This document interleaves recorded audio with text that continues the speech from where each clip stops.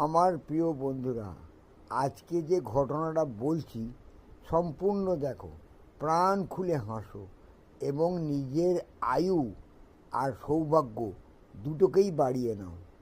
1000% guarantee দিলাম। সম্পূর্ণটা দেখো আর আমার ইউটিউব প্রোফাইলটাকে এক্ষুনি সাবস্ক্রাইব করো, আমার পাশে থাকো বন্ধু।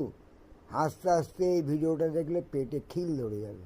তোমরা সঠিকভাবে বুঝো যে আমি কি বলতে চাইছি।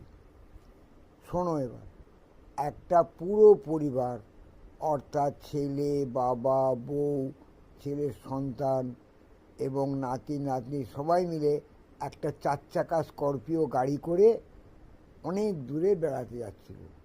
হঠাৎ রাস্তায় ট্রাফিক পুলিশ ইন্সপেক্টর সেই গাড়িটাকে হাত দেখিয়ে দাঁড় করালো।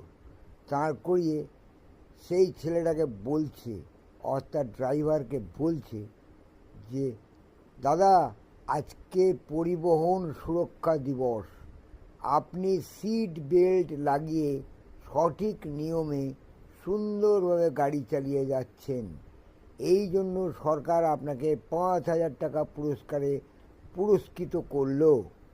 এইবার দয়া করে আপনি একটু বলবেন, এই 5,000 টাকা নিয়ে আপনি সঠিকভাবে কি করতে চান?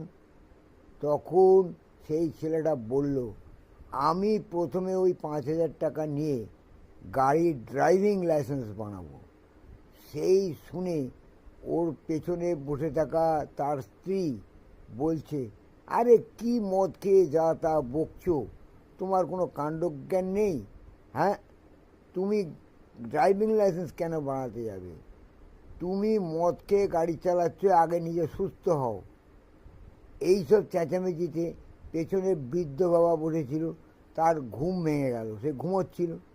ঘুম ভাঙতেই সে বলল, আরে আরে দেখ ছেলে, আমি তোকে বলেছিলাম না বাবু যে চুরি করা গাড়ি নিয়ে তুই বেশি দূর যেতে পারবি না, পুলিশ তোকে ঠিক আটকাবে, এইবার হ্যাপা সামলা।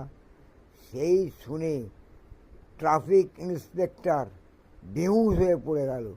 বলছে, বাপরে বাপ, আমি বাবার জন্মে এই রকম কেস দেখিনি। বাবা, তোমরা এখন সাবধানে যেও, আমি নয় ছেড়ে দিলাম, পরবর্তীতে কী হবে আমি জানি না। কি গল্পটা খুব মজা লাগলো তো? খুব মজার গল্প তো? পারলে এই ভিডিওটা সবার কাছে শেয়ার করে দিও আর আমার ইউটিউব প্রোফাইলটাকে এক্ষুনি সাবস্ক্রাইব করে পাশে থেকো। নানান রকম অভিজ্ঞতার, নানান রকম সত্য ঘটনা, নানান রকমের সমস্ত ঘটনা আমি তোমাদের বলবো। তোমরা